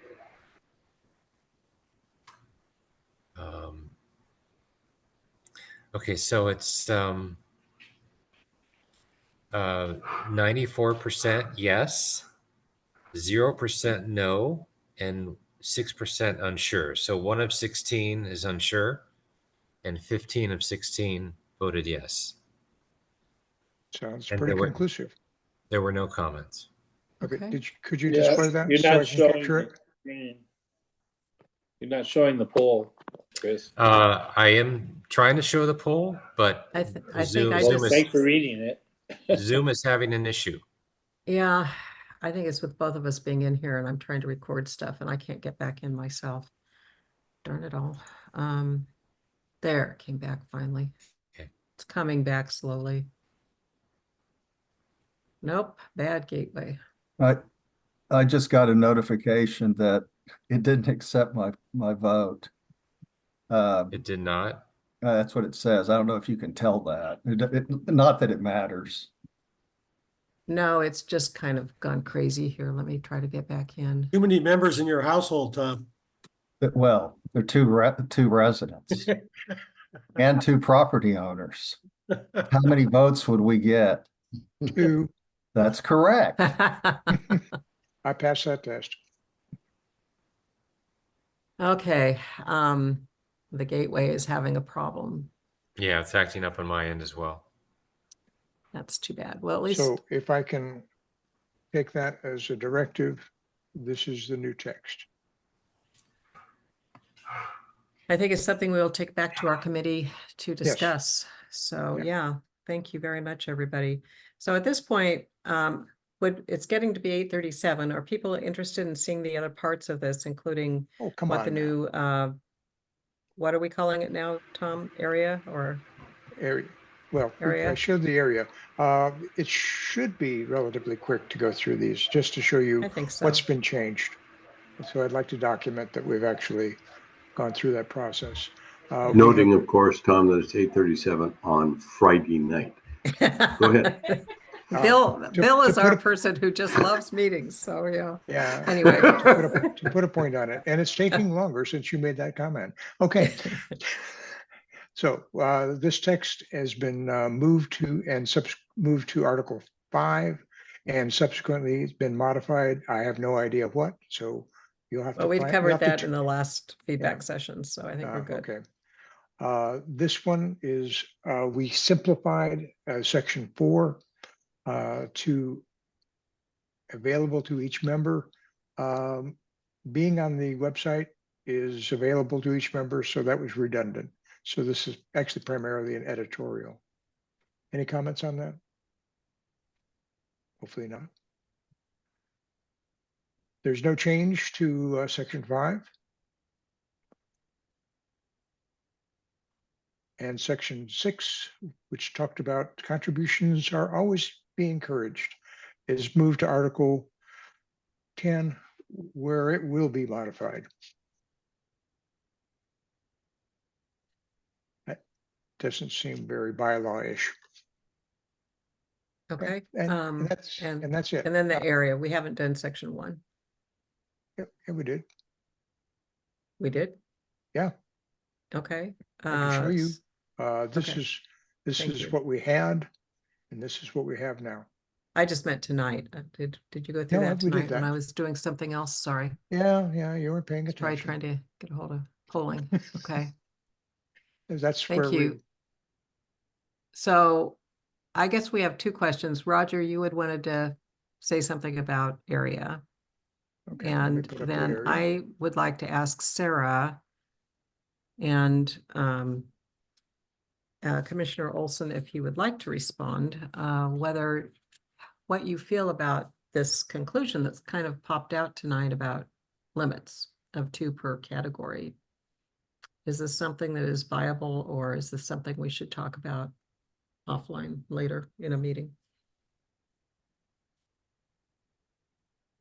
Well, Sarah, you could go ahead. For my part, I think that might be better discussed offline at some point. I'm really not prepared to talk about the geographic limits. I have a couple of observations of what we've done so far this evening. Whenever it's appropriate, I can give you that. So whatever you'd like to do. That's more what I meant was, I'm sorry, I wasn't clear, but more on how to be a member or who can be a member of that. Yeah, we'd love to hear your comments on that. Well, first of all, the fact that we're all here on a Friday night, I guess that doesn't say much about our social life, for sure, unless maybe this is it. I'm thinking I would like to take this recording and find one of my political science professors from college, although they're probably all retired or gone. And this is about as good an example of how sausage is made as anything I've ever seen. So I really commend all of you then the time and effort and Your academic background is very, very obvious of talking about a lot of things. I guess the first thing I would offer is I'm only one of three, and of course it takes two or three to get anything done under Tillamook County's operational mode, which is we're a statutory county, not a home rule county. So two of the three have to make a decision. So I just put that on the record for sure. I can tell you what I would be most interested in is, depending on how you vote and how it all ends up, is a minority report. If you have something that would say, 30-2, it's pretty clear that that's what your community favors, regardless of how the voting is laid out and who gets to vote and how many and all of that. If it's 60-40, 15-17 or something, I personally would be very interested in a minority report. And that's what we've done in the Pacific City CAC for quite some time. I've been involved with that since it started probably 20 plus years ago. And the way it works there, if you come through the front door, you get to vote. And we usually meet at the Kaiwana Community Center. We've met in other places over the years. If you're there, you sign in, you leave an email or a phone number, not necessarily a physical address, by the way, you vote. And if it's two people from the same household, you get 2 votes. Now that's about the polar opposite of what you're doing here in trying to qualify your voters and look at the geography of where they live and are they business owners or renters or homeowners or multi-owners, or are you there on behalf of a corporation, as someone said, a beneficial owner of something or representing an organization? That's exactly what is not done at Pacific City.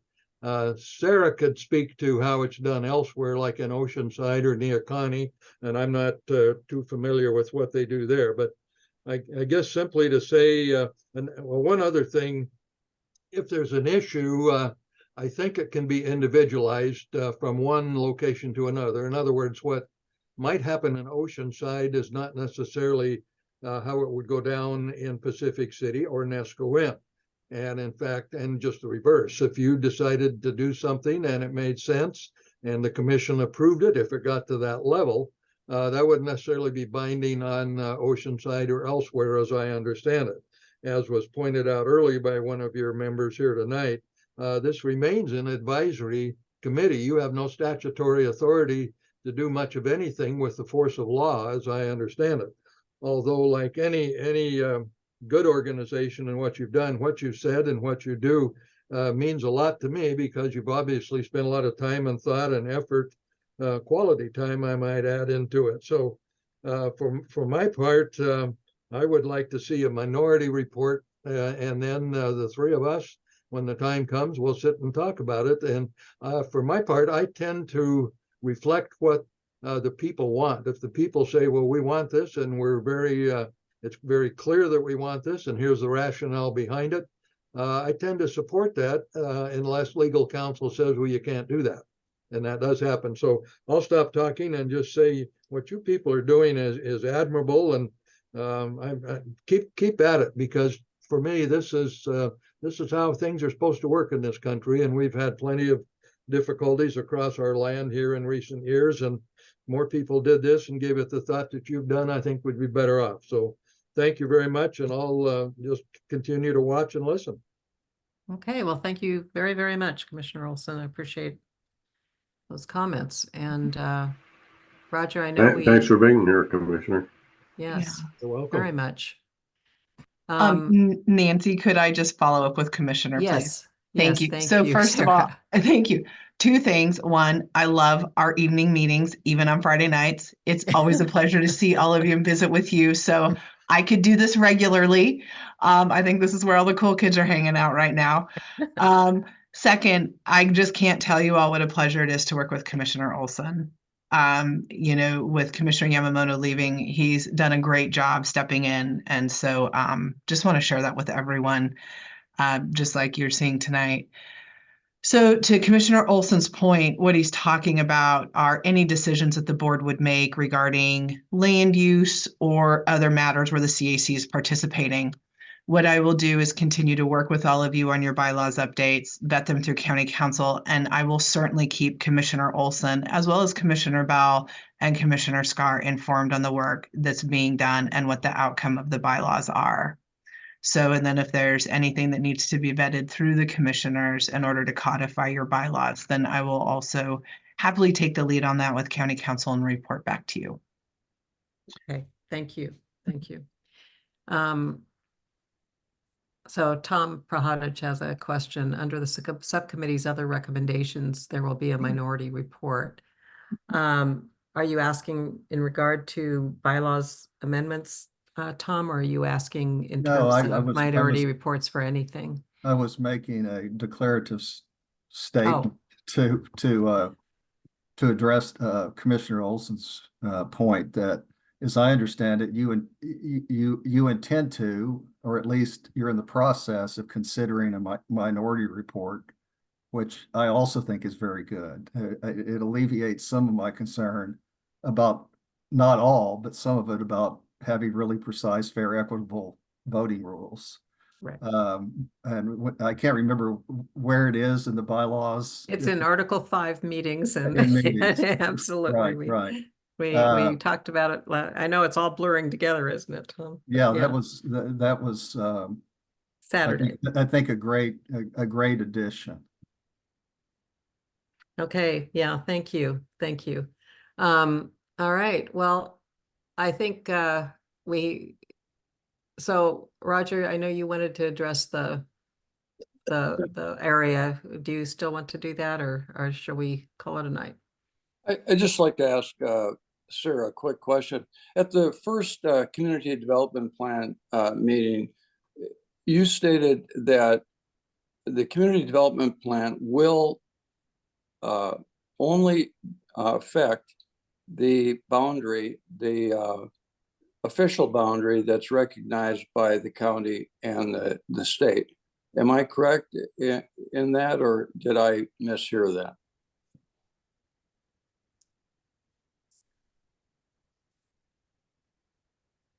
My apologies. Great question, Roger.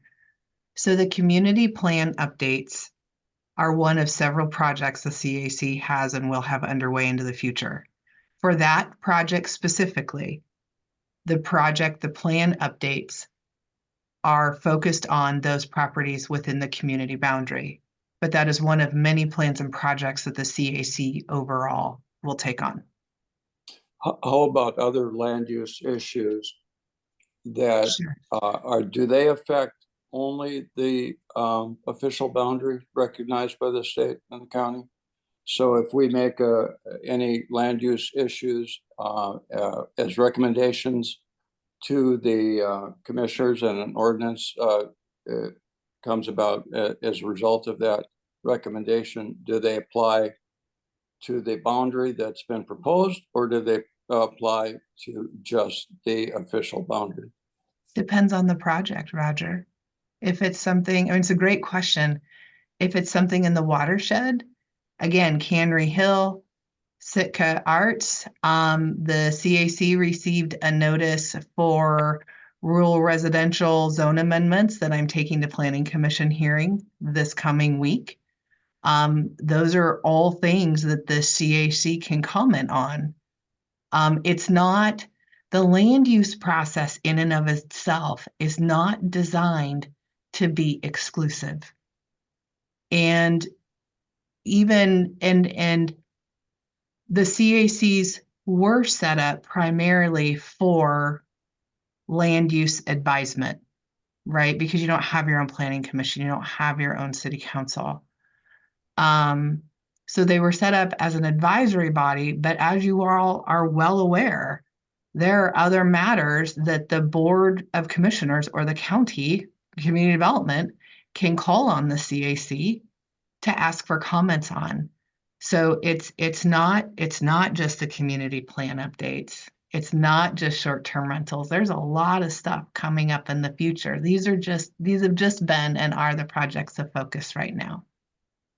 Yeah, it's just been my concern that people outside of the area affected are having their opinion to sway our land use issues.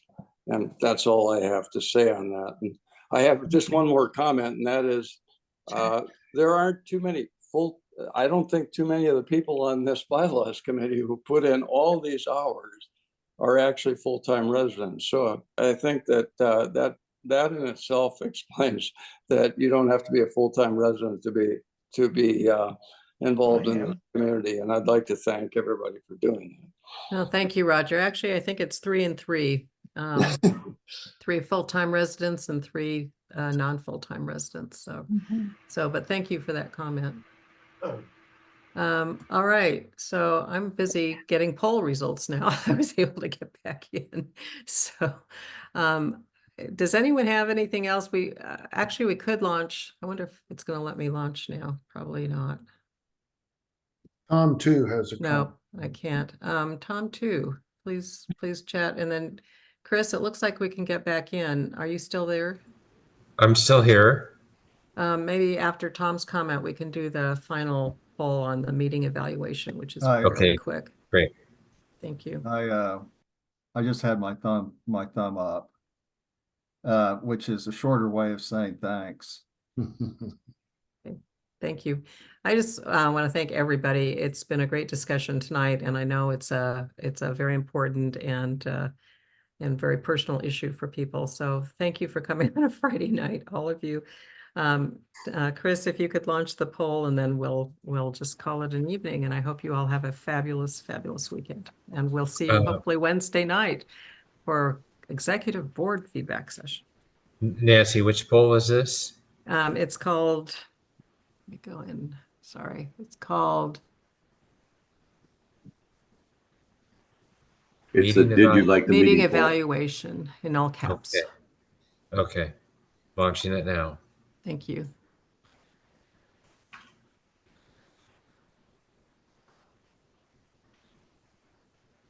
Okay. People are responding.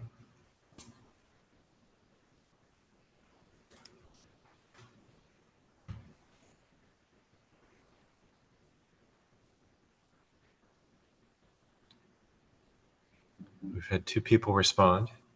3. Yeah, it usually takes a little longer because in case people are making comments. Yeah.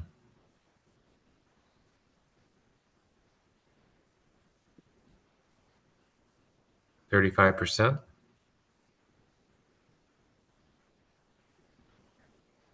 55, 60, 65, so 13 to 20.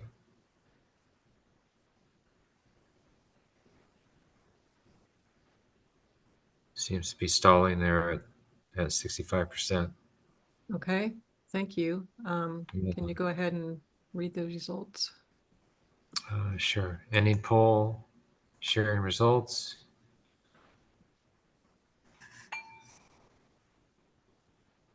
Nancy, can you see the results?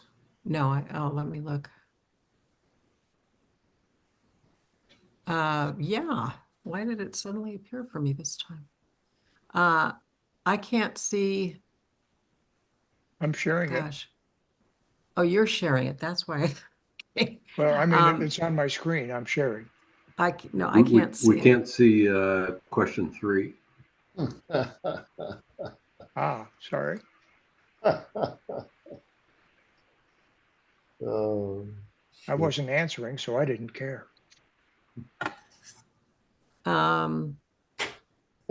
It's showing that it's in progress, Chris. I think it's still processing. Okay. Well, I'm sharing the results. So for question 1. Oh, you are? Okay. Oh, looks like Tom or somebody is sharing the results as well. It's on my screen. Could I make a quick comment? I didn't know there was 3 questions to answer. I saw 1 and I answered it. Maybe my screen is too small, but I answered 1, submitted it, and never saw the other 2 because I didn't know they were there. Thanks. Actually, there are 5. There you go. Yeah, a total of 6 Should have questions. said something, I think. Oh, 6. I only saw 3. So I'm still seeing that the So there processing were is in 5. progress. Interesting. Did you did end it? Yeah, Chris? I did. Okay. So is anybody seeing results? Tom, you said you're seeing it on your screen and you're sharing. Yeah. Just results for question 1 and 2. Okay. Actually, I'm going to the ask. poll, you were able to scroll through the questions on the poll, and the same with the answers.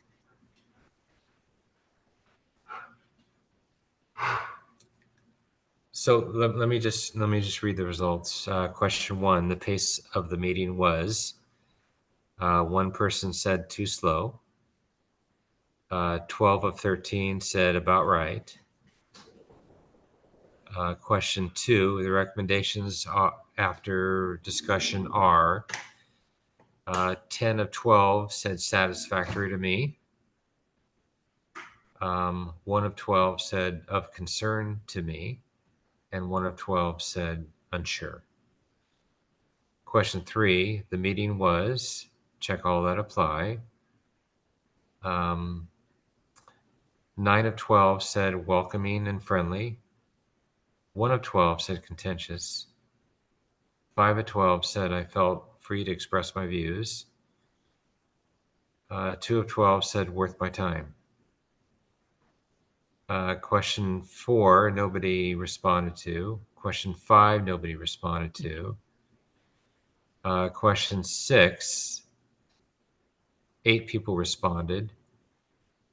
And the question is, I qualify for membership in the NCAC as a, check all that apply. Resident was 7 of 8. And then 1 of 8 was not applicable. Okay.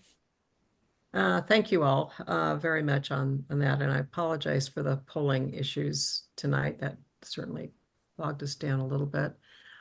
Anyway, thank you so much. And I think we can adjourn, but thank you again for coming, and please feel free to follow up and communicate with us if you have any further comments as you've thought about things. I want to thank Tom and Wyatt for an incredible amount of work that they've done on this, and to Tom Provodich for providing incredible support through it as well.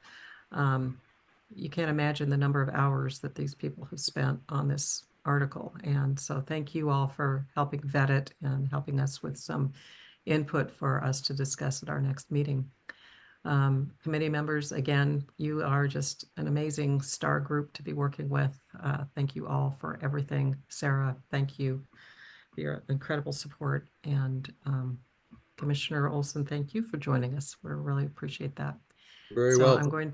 I'm going to adjourn the meeting at 8:58. Thank you, Nancy. Right on time. And stop Wow. recording. And I'll just say again to all the non-committee members, thank you so much for coming on a Friday night and Absolutely. sharing with us. It's very, very helpful. Yes. Thank you. Thank you guys for hosting it. Thank you. Yes. Take care. I'm going to stop recording at some point here. Where is recording? It moves around.